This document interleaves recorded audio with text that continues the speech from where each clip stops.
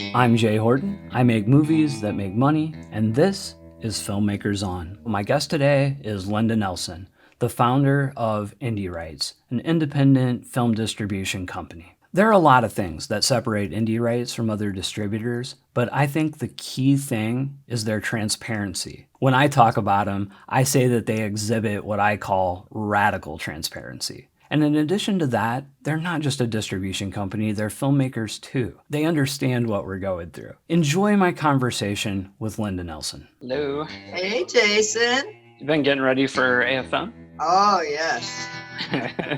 It's a huge job. Linda, what is it that sets IndieRights apart from other distributors? I think it all stems from the fact that we are filmmakers first. And we started making movies. We did a fairly big budget film for our first film, and then we crashed and burned. But we fell in love with making movies. Then we started writing, producing, directing. Once we were on the festival circuit with our first low budget feature, we were not able to find any kind of distribution that we thought was reasonable, where we thought we would see any money at all. And we thought, how are we going to stay, in this business, if we can't sustain ourselves with our projects? And this is why I appreciate what you do, because you really talk to that subject matter of, how can I, make a living, making movies. So what happened was that we decided that we would try setting up our own distribution company. So we're on the festival circuit with a bunch of other filmmakers sitting in the same situation. And so we gathered up 8 or 9 features, and we said, we got to have a little catalog at least to get started. Do you want to give us your film? And 8 or 9 people agreed to come in with us on that. But nobody wanted to take responsibility for running it or, managing it or going to market, because there just wasn't any knowledge. And we didn't know what we didn't know, or we might not have done it. But we jumped off the cliff with these 8 films. So we formed IndieRights, and we went to the American film market. And back then, you used to be able to go out by the pool and get a table, right? So we got one pass, right? And Michael and I went out by the pool at 8 o'clock in the morning before anybody else got there, grabbed a nice table out by the pool and set up shop. And then we would take turns with the badge running around looking for buyers, trying to grab buyers, right, to come look at our trailers and our movies. And we got lucky. We actually sold 4 films to this guy from India. Now, we didn't make a lot. I think, if I recall right, I think it was like, I don't know, $2,000 or $3,000 for each one, right? It was small, but we learned how to do it. That was our distribution school. Then we realized, okay, we have got to be in the distribution business. Well, that was just about the time, it was, I think, 2006, and we've been going ever since. Right at that time, things were starting to happen with the internet. The internet wasn't fast enough to have streaming, but these companies and platforms were popping up where you could go on the internet and find a movie and buy it and download it. It saved you a trip to Blockbuster or the video store, right? Then you could watch it whenever you wanted. Some of the companies that we got involved with early on, we just got in touch with them and said, we'd love to beta test your system. That's how we first started working with companies like Amazon and Google. We actually had the very first independent film to be downloadable on Amazon. And the product back then was called Unbox. Right. And it was a download to own. We started with many companies that way. And over the years, streaming got introduced. And so we already had those established, relationships. So when they started, they would say to us, well, gee, you're already using Amazon. Would you like to, be involved in streaming? And so we beta tested Amazon Video Direct. Google Play, we beta tested for 2 years. But anyway, so that's how we got started in the business. And we are very different from traditional or old school distribution because of the way we started, because of when we started, and why we started. So we knew from the beginning we wanted to do something that was going to be fair to filmmakers. So that's why we came up with this whole concept of just doing an 80-20 split. We pay our filmmakers 80% of all the revenue that's earned from the very first dollar that's earned. And we also didn't like that whole idea of charging expenses. Because we started in the digital age and not in the DVD era, we didn't have any overhead. We started the company at home. And so it was, we were in a live work loft situation. And to this day, even though we've moved 3 times, we've decided to keep that business model so that we can, one, be available to do whatever needs to be done 24/7 because our business is global now. And also because these companies that are struggling, the bigger distribution companies, they have big offices in Beverly Hills or wherever. They have lots of employees. They have warehouses or, storage for DVDs, and all of that overhead's very, very, very expensive. We don't have any of that. The only thing that we struggled with for a couple of years was, as our company grew, the number of external hard disks that we had all grew and grew. Because we do not hold our filmmakers hostage. We only make them sign a 3-year contract to start. Then if they're happy with us, they stay. And after that first 3-year term, it's annual auto renewals.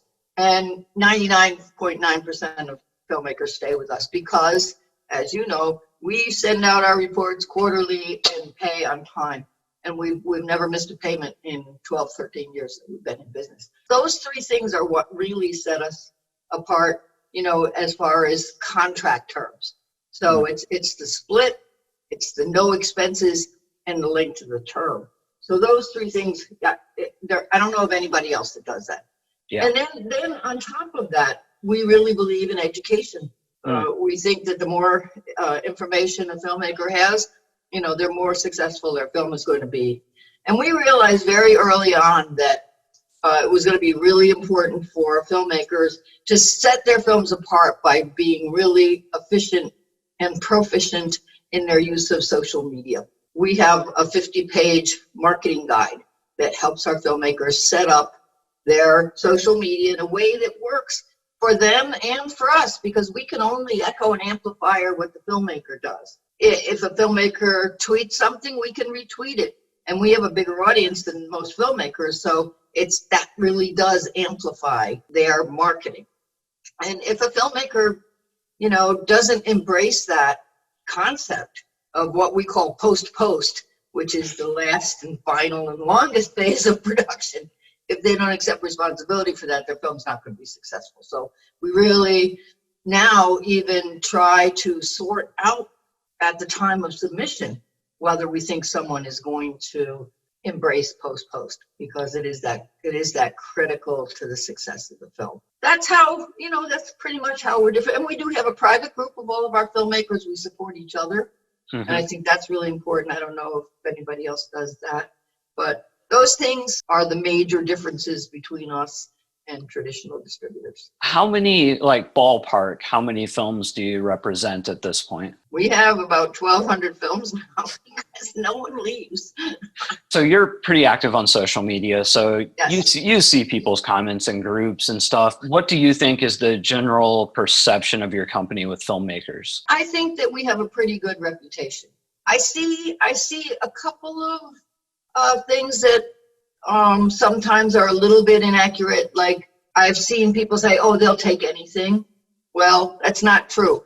I think when the company was first starting, we were a lot more liberal in our selection process, but over the years, we've had to get more selective because we get so many submissions. We're now getting between 5 and 10 submissions a day. That much content being created.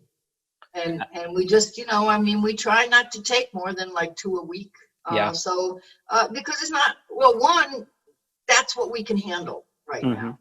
The most tedious part of the business right now is the whole process of delivery and QC, even though we have a really, really detailed deliverables document now, and it's much better. Our old deliverable document was not very good. Filmmakers, and I think most creative people, tend not to be great at following rules. We're all kind of very independent, and a lot of times we have to go back and forth. I would say on average, we're getting the same film having to be redelivered 2 or 3 times. Yeah, what are some of the common errors that people deliver? The most common error that we get is people send us, instead of stereo, they send us what's called dual mono. Okay, and that means you've got the same thing coming out of the left and the right channel, right? Yeah. And so when it's in your editing system, you can see the audio meters are going up and down like this, exactly the same level. Whereas if it's stereo, they should be doing this. Right. It's just hard to talk people into re-ingesting the file they make for us back into their editing system and just visually observing the audio meters. Yeah. See if they're doing this. If they're going like this, it's wrong. If it's going like this, it's right. Right there, 50% of the people have to send us a new drive. A lot of people think that they have to do a 4K file. And so they'll send us the 4K file, but they won't send us the HD file. And unfortunately, very few platforms take 4K indies. Yeah. And none require it except for Netflix. As far as I know, only Netflix is requiring a 4K file right now. What we have in our deliverables is that the 4K is optional and it's extra, but you don't need to send that. Same with 5.1. 5.1 is optional because a lot of platforms don't have 5.1. Right. Because, I mean, if you have a big home, beautiful home theater with a big, huge screen and a surround sound system, fine. But that's not the way most people are watching your movie. A lot of people are watching on a laptop or a tablet in bed or, or on a smaller TV or their computer. So those, we like them if we can get them. And certainly for like, Amazon and some of the other platforms, we do deliver 5.1 if we have it, but the one that is absolutely a must-have and required is the HD file, and it has to be 1920 by 1080, even if you have to letterbox it. We often will get films from people and they have not letterboxed it. They're only giving us the active video, so it's anamorphic. Right. And so it's, like this. The players, people's televisions are not anamorphic. Right. So it has to be able to be shown in a player that is 16 by 9. So our only required format is 1920 by 1080 ProRes 422 HQ 2-channel stereo. Now, a lot of times people will send us a ProRes 422, which is the light version. And unfortunately, everybody requires the HQ. So those are kind of the biggest mistakes that people make with their deliverables. Also, the other thing is that we have to have posters in Photoshop. We have to have a PSD file. And a lot of people design their posters in InDesign. Right. But they need to save it as a Photoshop file. We have to have It's required by several platforms that we give them a Photoshop file. And we like to have a portrait version and a landscape version. And because different platforms, like Amazon does both. Yeah. Sometimes you'll see the portrait version, sometimes you'll see the landscape version. And so we must get them with layers so that all text and title art are on separate layers, because they want to be able to strip off what they don't want. Right. And everybody goes, oh, but I want my laurels on there. Well, they don't want your laurels. So those are the primary problems that we have with deliverables. And if the feature comes in good, then they don't have to send a new drive, because they can Dropbox as smaller as other files that are smaller. Have you guys thought about updating to a digital upload system? We have thought about it. We still like the comfort of having a physical drive here. I understand. We are completely cloud-based. Once we get someone's film, right, and it's in the right shape, we then put it in the cloud so that we can easily deliver it to other places. So we only have to upload a film once.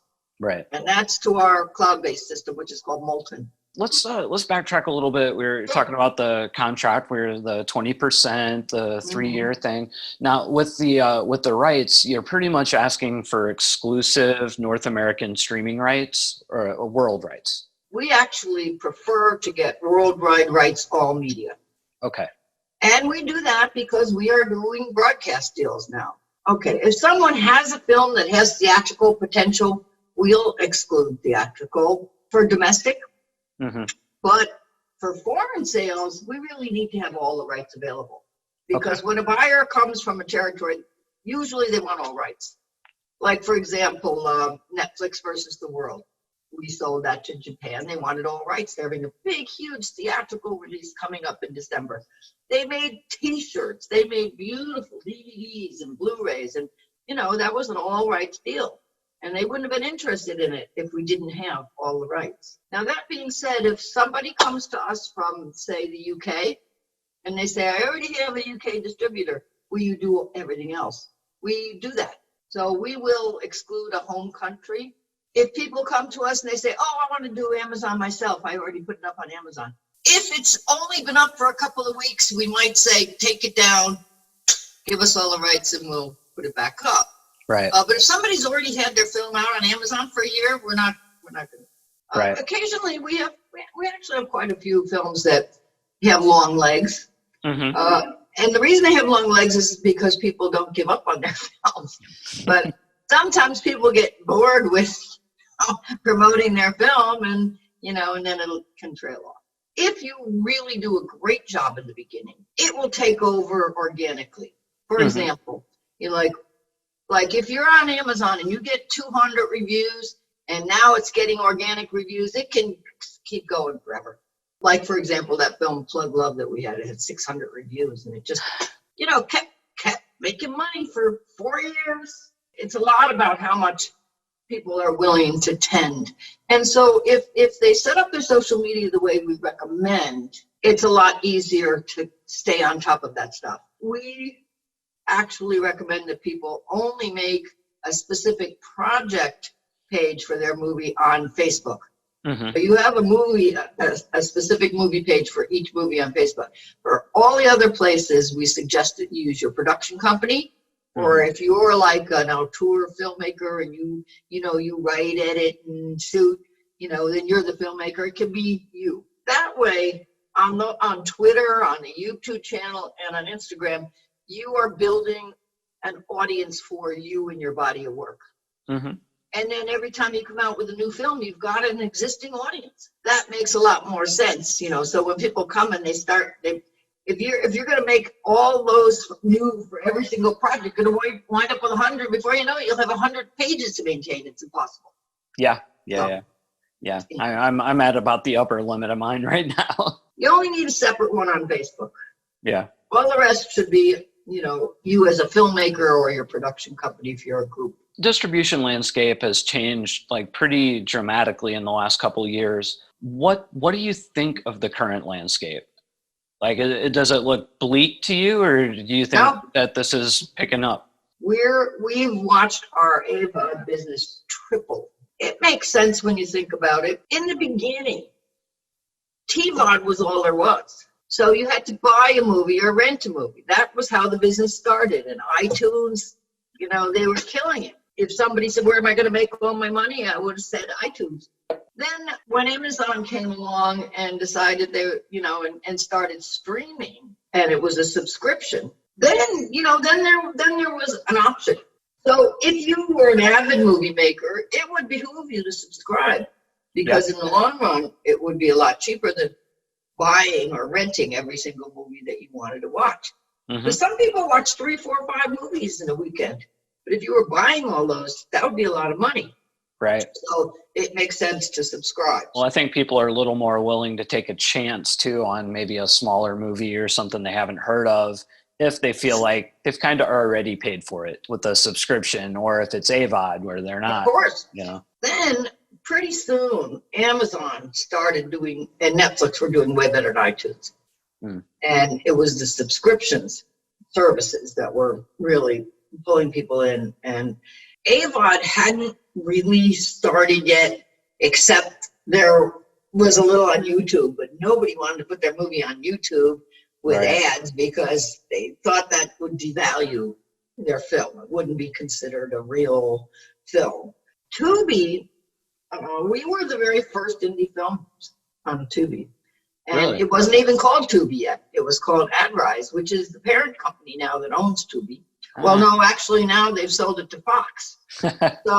So we've been on Tubi from the beginning, but they didn't have much subscribers. And slowly over the years, they have really, really grown. And so I would say the last 2 years, we've watched our Tubi revenue really, really grow to the point where by the start of 2020, it was competing effectively revenue-wise with Amazon. And now it's probably 3 or 4 times our Amazon revenue. So you're saying Tubi now is about 3 times higher than Amazon overall? But it's not only that. Everybody else decided, oh boy, AVOD is really, really good. First of all, I think there's a lot of reasons why. Well, people really like streaming because they can watch what they want to watch when they want to watch it. Right.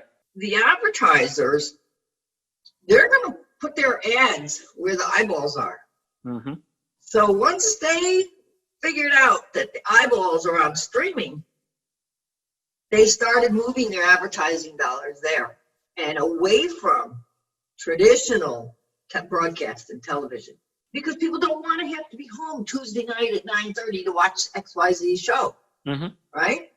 Or they don't want to be bothered to have to TiVo it, or DVR it, It's not necessary anymore. All of those things are no longer necessary because the internet is so fast. Because the advertisers are all moving to streaming, all of the big companies are starting streaming channels. So now we have Pluto TV, we have Crackle, we have IMDb TV. Even Amazon figured out, oh boy, we got to get on the AVOD train, because especially during COVID, their online purchasing has just gone crazy. Everybody wants to order on Amazon and have it delivered to their house so they don't have to go shopping.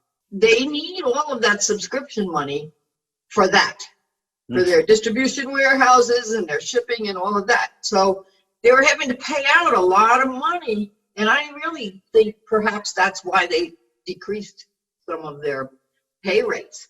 Oh, yeah. So, right, because it was costing them money. But once IMDb TV got a foothold, then the advertisers are paying for the content, not it's no longer coming out of that subscription pocket. So it makes sense for them to go AVOD. And so then, of course, you've got Universal going AVOD. Just didn't Peacock, NBC do one recently? Is AVOD, Hulu's AVOD. Yeah. That's the direction the industry has been going for the past year and a half, and we saw it coming. When we saw when we saw Tubi taking hold, we said there's going to be a lot more of this. So we right away got first of all, Amazon invited us to be one of a few hand-selected companies to get IMDb TV. Right. Because we had been with them for 12, 13 years. So they said, you want to go? You want to do this? We said, you bet we do. That one was easy. And then and then Peacock approached us and pitched us. We thought it was a prank when someone when NBC Universal, I thought it was a joke, because we've tried to talk to studios for 10 years and nobody would ever even return our emails or phone calls or nothing. So, so we were shocked when they approached us. So they were very interested in our catalog. And then Crackle and Pluto. Now, because we have such a diverse catalog, we're a great partner, because we can give them a huge amount of films, no matter what kind of films they want. If they're a horror channel, give you 100 horror films or 200 horror films. If you're a doc channel, we can give you 200 docs. So now we've gotten big enough that we're very attractive to these streaming platforms. So we're very excited about AFM this year, even though it's virtual. We're hoping to attract some foreign streaming platforms. Do you think that like post-COVID, do you think that the markets will ever revert back to physical? Or do you think that this is going to be how it's done now? Because people are now realizing I don't have to fly to Cannes to attend the market anymore. I think from here on, they will be hybrid. So that if you want to go and meet with people face to face, you can. But if you can't afford to do that, then you could participate virtually. And what they'll do is there'll be more benefits to actually physically exhibiting. Let's get out our crystal ball for a minute. Looking at some of these platforms, you know, Pluto, IMDb TV, what do you see to be the next, not necessarily a replacement for Tubi, but something that's going to come up like Tubi? A lot goes into determining that. Mm-hmm. And for example, once Fox bought Tubi, all of a sudden when you turn on Sports Center, you know, there's a desk of these guys talking about whether it's baseball or basketball, and they have a big, huge banner along the front of that desk, and it says Tubi TV on it. All of a sudden, you know, like millions and millions of people are being exposed to AVOD that never heard of Tubi before. Right now, I think that's a huge part of the reason that Tubi has exploded. We'll see what happens with other channels. Now, Amazon, if they start really, from what I understand, that IMDb TV is not a popular name. And so people, I think they're going to come up with a new name. Yeah, I was going to say it's yeah, it really, it's a turnoff. Not a sexy name, yeah. No. When they do that, it'll be everywhere. I think a lot of people are confused as to what IMDb TV even is. Yes. Like most filmmakers I talk to go like, what, do you go on IMDb to watch it? They're like, no, it's a channel on Amazon, but they're, you know, people are confused. They don't know. Well, there's even more confusion because it is more than a channel on Amazon. Mm-hmm. It is a channel. If you like on a Roku TV. Just on a regular TV. Okay. So in other words, I bought this Toshiba TV. IMDb it's on there. Installed with it. I didn't know that. So you know, it's outside of the Roku realm. Because it's everywhere, that has the potential to just be enormous. The other channels like Pluto, Sling, YouTube TV, those are cable replacement box. They're cable replacement services. Right.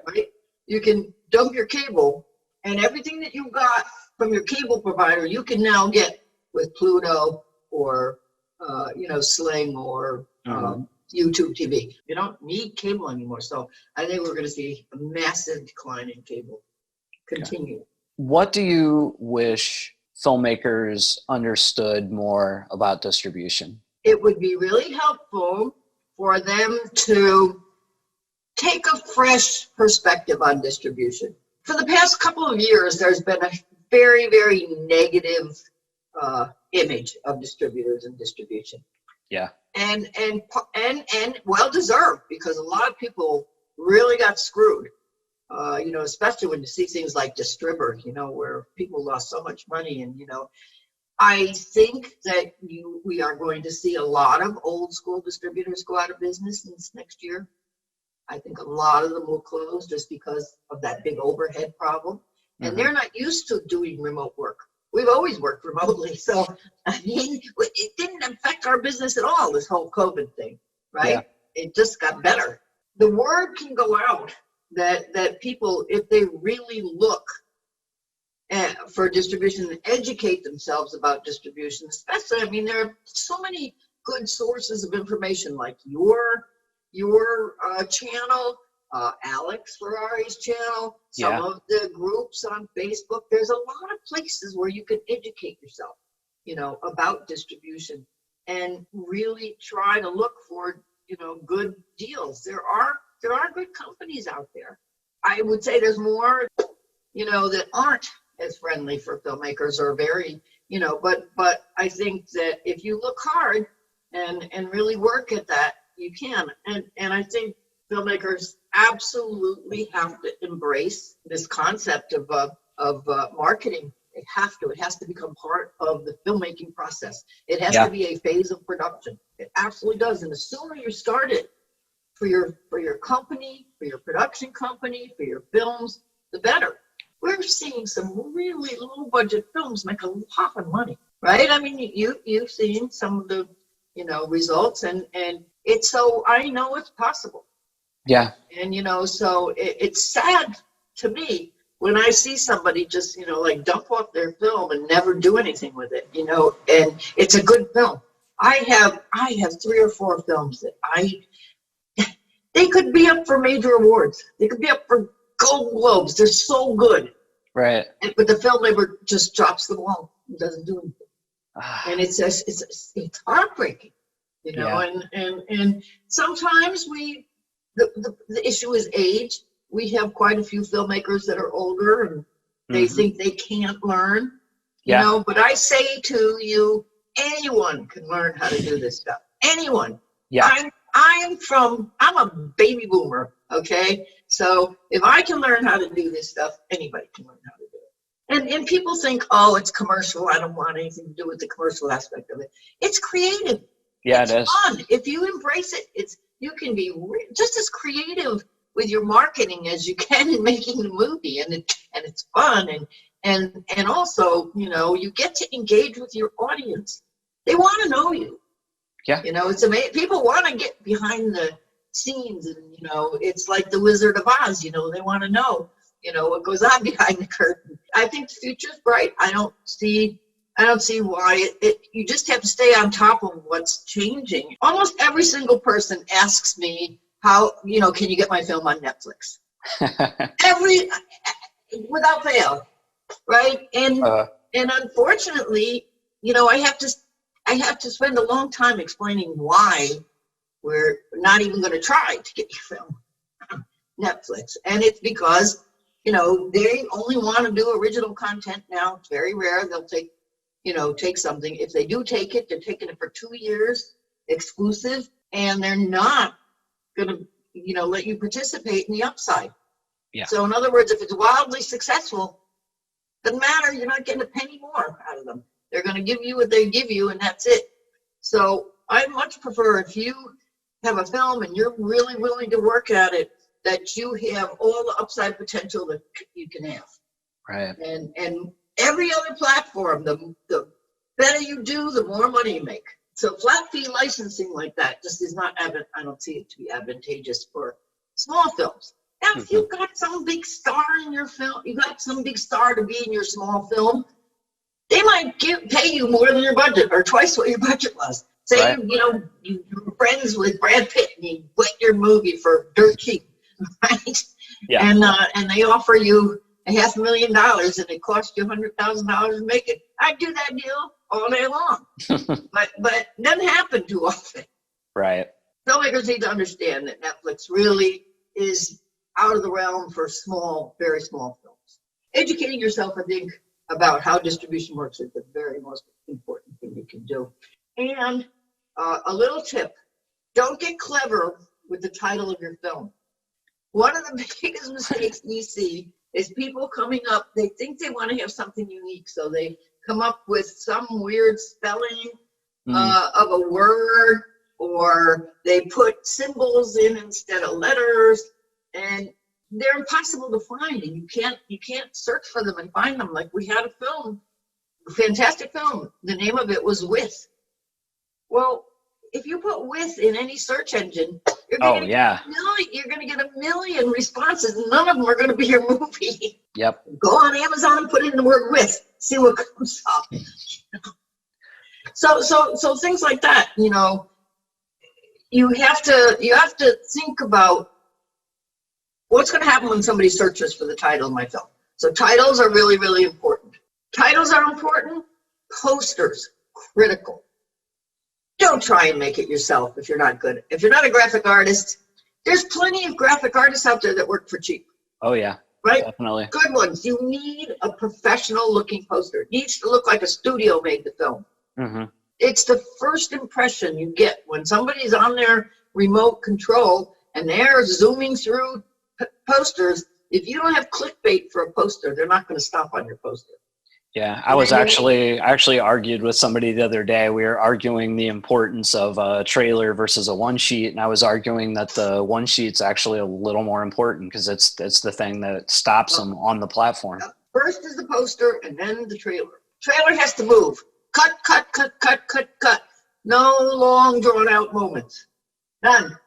Even if you have a long drawn out movie. Right. No, not in the trailer. Clips, make them short, short, short, short. So if I were, this is totally hypothetical, I were to show up on your doorstep with a suitcase of $50,000, go produce an indie movie. What type of movie would you produce? And like generally, how would you spread that budget out? I would probably spend half of it on cast. Okay. I would do some type of genre film. I would not do a slow-paced drama. I don't think I would even attempt a comedy. Comedy is extremely difficult. It needs really good actors in it. Mm-hmm. I think it's easier to find decent dramatic actors than really good comedic actors. And dramas and comedies, they have the most competition online. Yeah. You know, so I'd stay away from rom-coms. Stay away from movies about making movies. Oh my gosh, I know. Okay. I had one of those. And if you do a genre film, stay away from Cabin in the Woods. Those things, they're tired. I would really endeavor to find everyone involved with the movie to have some level of social media currency, right? Everyone, even your crew. And I would make sure that you require social media work from them in their contracts. Yeah, I think that's actually a really good point. Anybody out there that's getting ready to make a movie and you're doing your contracts, put a clause in there that at least your main actors have to participate so often in the social media promotion. Do you own a camera or not? I do. Yeah. No. I'm saying with this $50,000. Oh. Yeah. Yeah. Or well, maybe not. Probably not. Okay. Maybe you're gonna have to rent one. Make sure. I don't recommend making your feature if you on an iPhone. Right. I really think you need a decent camera. And Yeah, if you don't own one, then you should endeavor to find a DP that does own one. Mm-hmm. That's, and then pay tons of attention. Make sure you find someone that knows something about lighting. There are two weak points that I see in films these days. Mm-hmm. Lighting and audio. Yeah. Okay. Audio is critical. It's got to be clean. It has to be clean. And you definitely want to keep your dialogue separate from your background noise, because if you want your film to have an international exposure, an international audience, you need to have M&E tracks separate from your dialogue. And I know that's hard, but we did it. We did a $20,000 film, and everybody contributed everything. We had separate M&E tracks, and you can do it. You can do it. And lighting, critical. People think if they have a great camera, they don't need to light things, and it's nothing further from the truth. We get some fantastic movies. The writing's great, the acting's great, the audio's great, but no one did anything with lighting, and it looks like a flat, muddy, because obviously they work so hard at all other aspects of it except for the lighting. There's a million books. There's a million YouTube videos. You can learn how to do anything on YouTube these days. So. Oh, totally. Learn about lighting. So that's what I would do. All right, Linda. Well, thank you very much for taking the time to speak with me. And I thoroughly enjoyed it. Yeah, and I will be talking to you very soon. I want to once again thank Linda Nelson for taking the time to talk with me. She was really busy getting ready for AFM at this time, but I believe that the information she shared is crucial for independent filmmakers to listen to. And I hope one of the main takeaways that you get from this interview and a couple of the other distributors that I've interviewed is they're not all evil people. They're not all sitting back behind a desk, petting a cat, going, ha ha ha ha ha, I'm going to destroy these independent filmmakers. People like Linda Nelson, they're actively working for you. They're doing everything they can. You know, and I know some people complain, well, they don't market enough for their filmmakers. They're a mom and pop shop. They have over 1,000 titles. And look, if you're a filmmaker doing an indie project, you know, $50,000, $100,000, you're deluding yourself if you think any distributor is going to get behind it and market the shit out of it. It just doesn't happen that often. I'm not saying it's impossible. I'm not saying those distributors don't exist. I'm saying that it's not that common. And even when you do run across one of those distributors, the back end of that is often not in your favor. The sales costs, the marketing costs. There's only so much money, no matter how well an independent movie is marketed, that it's going to make. And if you're giving away 50% of that for marketing costs, you're dead in the water before you even start. If you're one of those guys that says, oh, all distributors are evil, I'm not giving them anything, take another look. Listen to some other filmmakers. Search the marketplace. Maybe IndieRights isn't right for you. Maybe it's somebody else. But whatever you do, keep making movies.